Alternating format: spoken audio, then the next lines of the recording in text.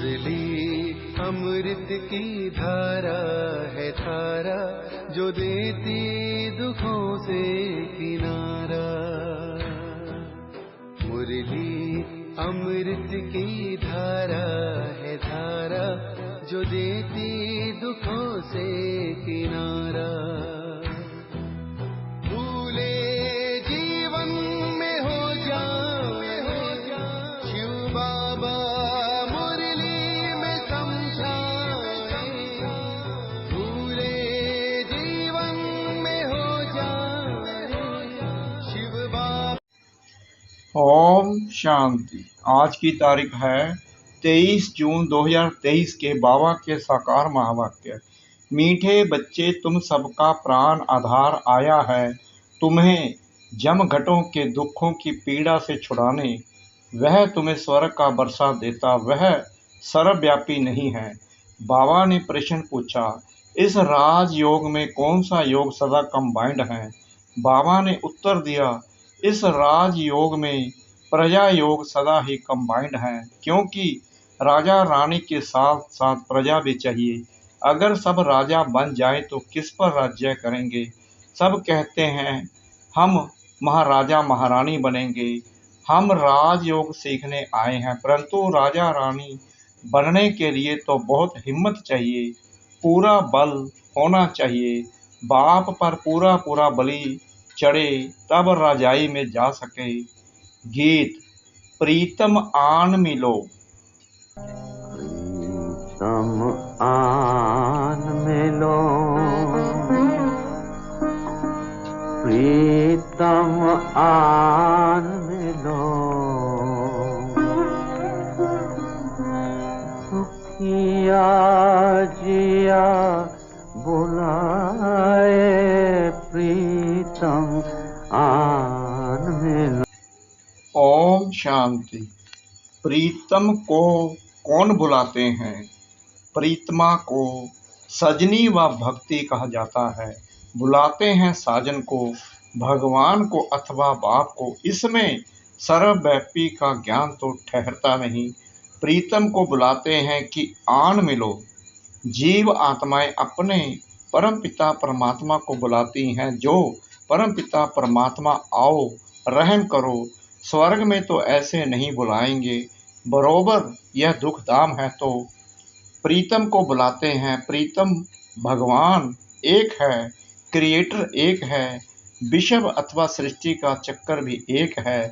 बच्चे जानते हैं कि कलयुग से फिर सतयुग होगा, सतयुग में फिर से एक आदि सनातन देवी देवताओं का राज्य होगा। यह नॉलेज है ना? तुम बच्चे जानते हो प्रीतम कैसे आए हैं। शिव तो है निराकार, तुम सब निराकारी आत्माएं हो, यहाँ आए हो पाठ बजाने। अब निराकार बाप कैसे आया? राजयोग किसने सिखलाया? श्री कृष्ण तो सत्युग स्थापन करने वाला नहीं है, उनको रचयिता नहीं कहेंगे। सभी जीव आत्माओं का प्रीतम एक परमपिता परमात्मा क्रिएटर निराकार को कहेंगे। कहते हैं मेरा जन्म शिव जयंती मनाते हैं। मेरा जन्म कोई श्री कृष्ण सदृश नहीं होता। श्री कृष्ण माँ के गर्भ से कैसे जन्म लेते हैं, वह भी बच्चों को साक्षात्कार कराया हुआ है। बाप कहते हैं मेरा नाम रुद्र भी है, गीता में भी है। यह है रुद्र ज्ञान यज्ञ, अर्थात शिव का रचा हुआ यज्ञ। तो जरूर निराकार शिव को साकार में आना पड़े। बाप बैठ समझाते हैं, इस गीत के 2 अक्षर से ही सर्वव्यापी का ज्ञान निकल जाता है। प्रीतम को श्री कृष्ण नहीं कहेंगे, कहते ही हैं ओ गॉड फादर, ओ प्राण आधार, क्योंकि यह सबका प्राण आधार है। सभी को जमघटों के दुख की पीड़ा से छुड़ाते हैं, तो जरूर उनको आना पड़े। बाप कहते हैं मैं कल्प कल्प कल्प के संगम युग में आता हूँ, यही कल्याणकारी संगम युग है। सतयुग के बाद तो फिर 2 कला कम हो जाती है। यही संगम युग चढ़ती कला का युग है। इसमें बुद्धि से काम लेना चाहिए। नए के लिए तो बहुत सहज समझाते हैं। तुम्हारा बाप निराकार परमपिता परमात्मा शिव है, उनको याद करो बस। और गुरु गोसाई आदि के मंत्र सब हैं भक्ति मार्ग के। भक्ति आधा कल्प चलती है, फिर ज्ञान का बरसा आधा कल्प चलता है। ज्ञान वहाँ नहीं रहेगा। ज्ञान दिया जाता है दुर्गति से सदगति में ले जाने के लिए। गुरु का काम है शिष्य अथवा फॉलोअर्स की गति सदगति करना, परंतु वह जानते नहीं कि गति सदगति क्या होती है। गाते भी हैं सर्व का सदगति दाता राम, पतित पावन सर्व सीताओं का राम। बच्चे जानते हैं कि सतयुग में एक ही धर्म रहता है, सूर्यवंशी राज्य चलता है। फिर राम राज्य त्रेता में 2 कला कम हो जाती है, वहाँ रावण आदि होते रही, कोई उपद्रव की बात नहीं। यह सारी दुनिया लंका है, रावण का राज्य है। इस समय सब मनुष्य बंदर से बदतर हैं, क्योंकि सभी में 5 विकार प्रवेश हैं। कितना मनुष्यों में क्रोध है, एक दो को कैसे मारते हैं, मरने मारने की तैयारी करते हैं। तुम सब विकारी थे, अब बाबा आकर रावण पर जीत पहनाते हैं। शास्त्रों में क्या क्या बातें लिख दी हैं, ऐसे थोड़ी पूंछ को आग लगी और सारी लंका जल गई। वास्तव में लंका यह सारी दुनिया है। तुम ब्राह्मण कुलभूषण बच्चे भी पहले पति थे, अभी तुम माया रावण पर जीत पाते हो। बाप ने आकर बुद्धि का ताला खोला है, बुद्धिमानों की बुद्धि बाप है ना।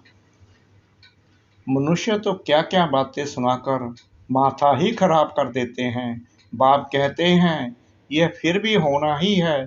सर्वव्यापी का ज्ञान पहले नहीं था, कहते थे परमात्मा बेअंत है। बेअंत कह फिर उनको सर्वव्यापी कहना कितनी बड़ी भूल है।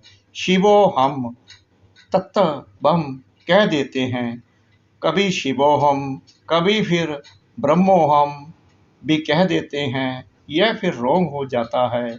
ब्रह्मा तो रहने का स्थान है, शिव बाबा ब्रह्म तत्व में रहते हैं, इसलिए उनका नाम ब्रह्मांड है। हम आत्माएं भी वहाँ की रहने वाली हैं। वे लोग फिर शिव को नाम रूप से न्यारा कह देते हैं। यह सब समझाने की बातें हैं ना।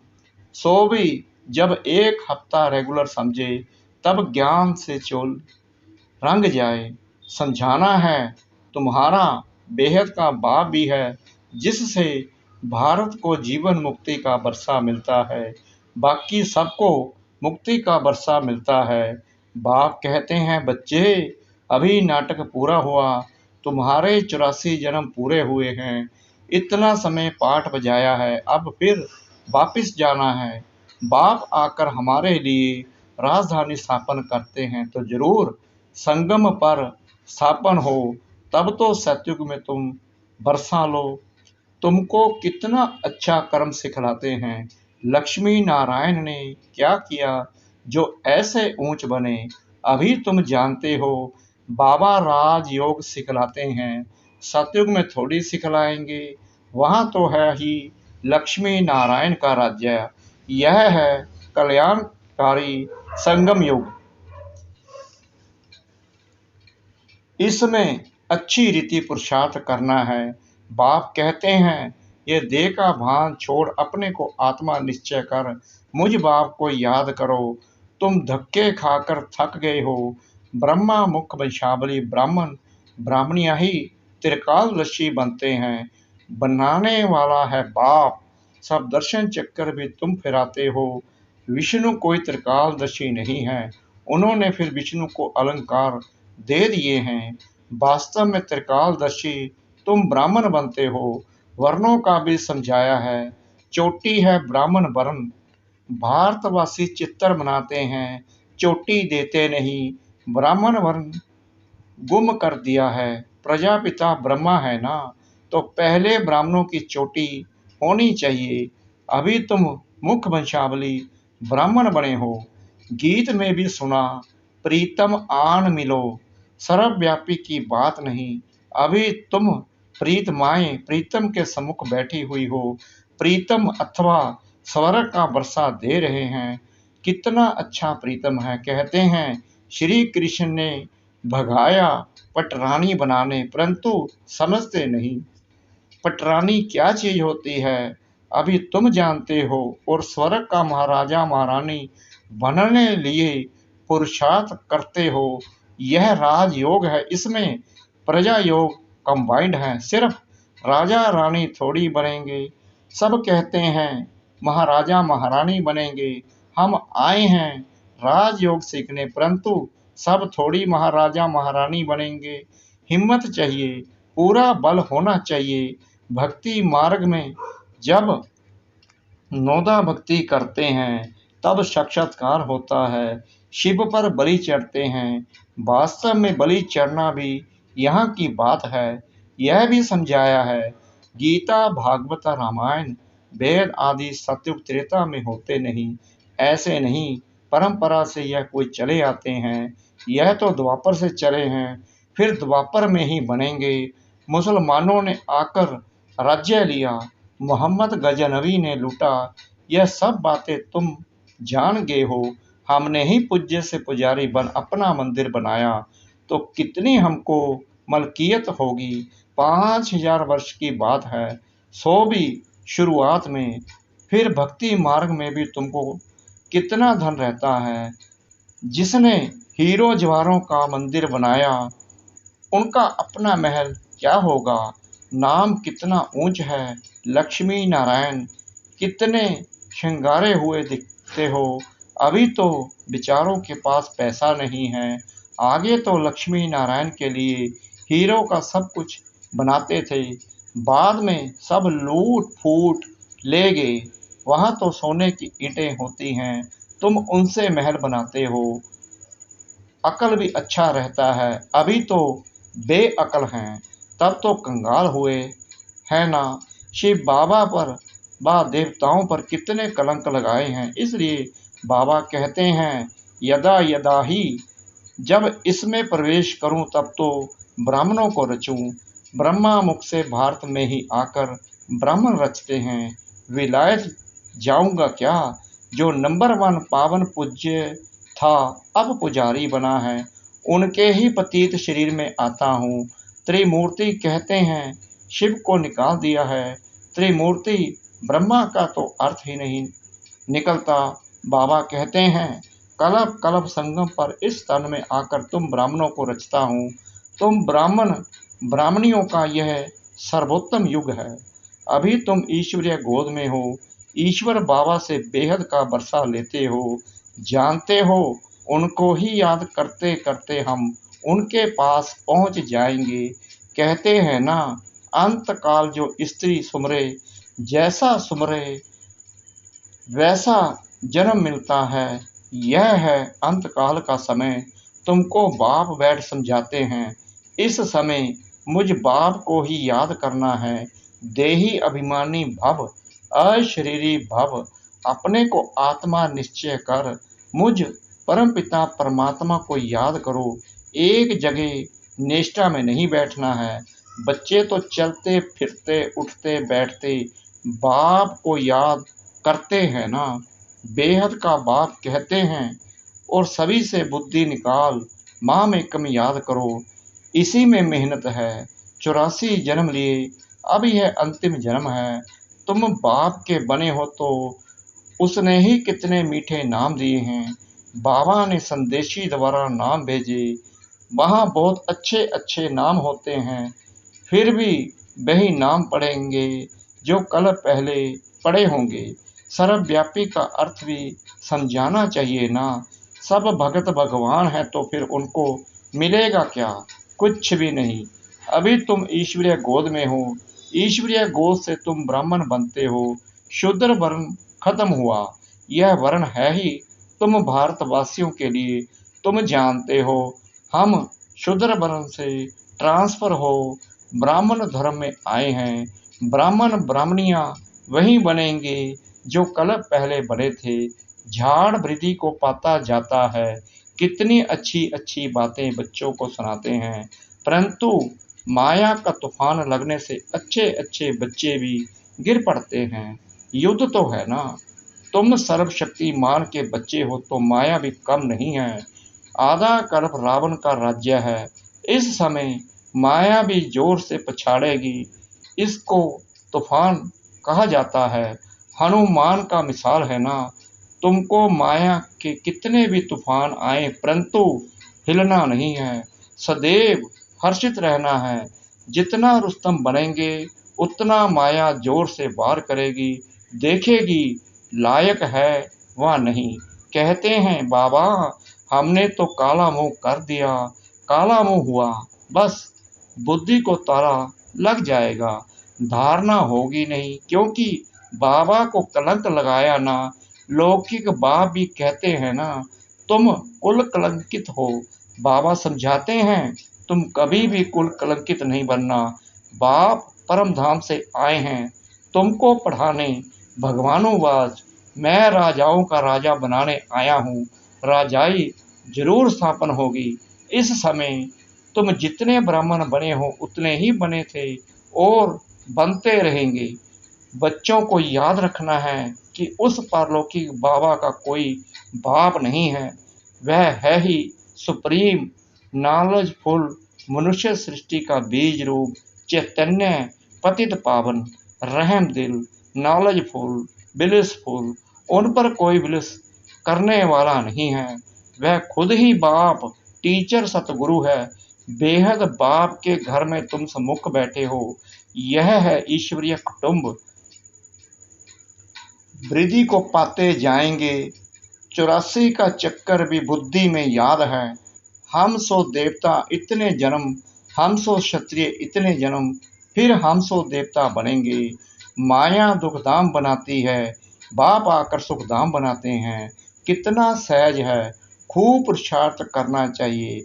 अब का पुरुषार्थ कल्प कल्प के लिए तुम्हारा पुरुषार्थ बन जाएगा।